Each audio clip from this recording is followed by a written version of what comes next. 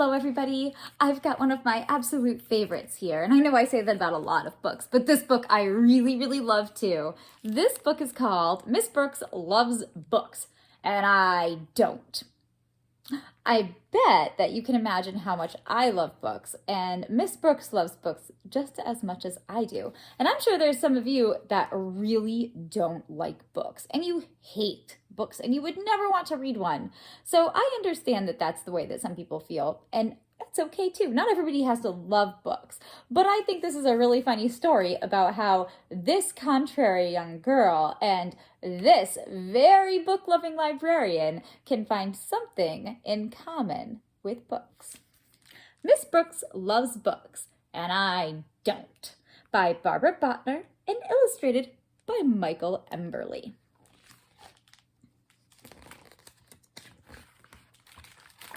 Miss Brooks loves books. She is our librarian, and she loves books a lot.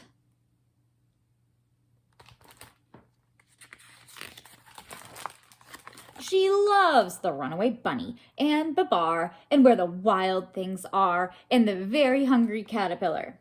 I asked Miss Brooks why she dresses up for reading circle. I want you to get as excited about books as I am, she says. I think Miss Brooks gets a little too excited, and I bet her costumes itch.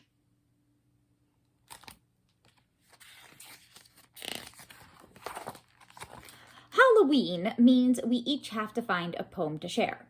But all the books with witches, ghosts, and goblins are checked out, and I hate pumpkins. So I make up a Halloween poem of my own. Eek, a freak. The class looks at me funny. Miss Brooks says, well, it's a start.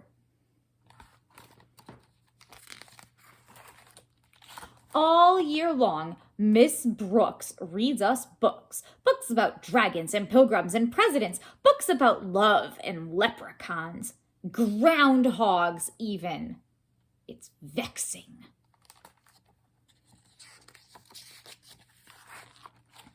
Then, in May, Miss Brooks tells us something truly terrifying.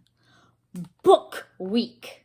You each need to pick a favorite story to share with the class. I want you to wear a costume and tell us all about it. Really show us why you love it, she says. I'll never love a book the way you do, I tell Miss Brooks. Don't be so sure, she says.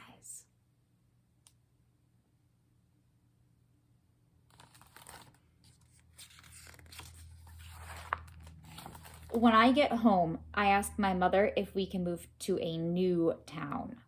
My mother says there's a librarian in every town. I ask if she wants to do my assignment for me. I've already been in the first grade, says my mother.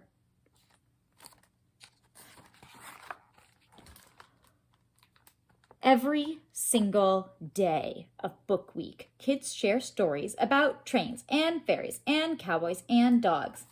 Then the flower fairy flew out. Yip-yip, giddy-o! So he just said, woof.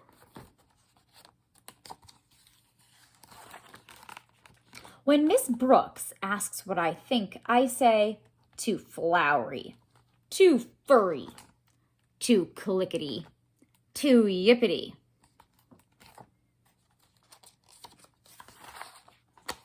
So Miss Brooks fills my bag with more books for me to read with my mom. But I don't like any of them. They're too kissy, too pink, and too silly, I tell my mother. You're as stubborn as a wart, she says. Warts?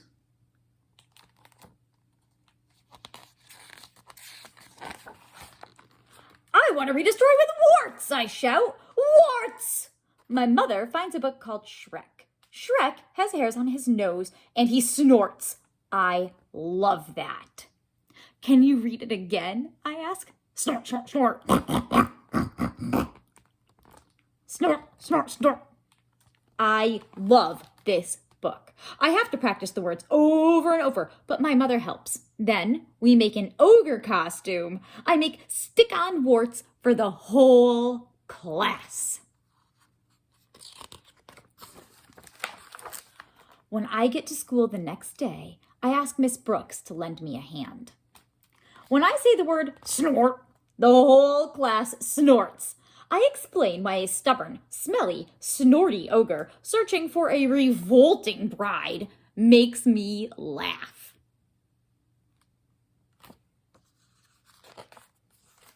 Miss Brooks says she's glad I found a book to love. She says that even ogres like me can find something funny and fantastic and appalling in the library. And that is the slimy truth. The end. So I'm sure you can see why I absolutely love this book, and I hope that you enjoyed this too. This week we have a special library time. You actually have 2 different videos that you can watch. The first one is this one, Miss Brooks Loves Books, and this is the first one to watch. And then the second one is actually Shrek.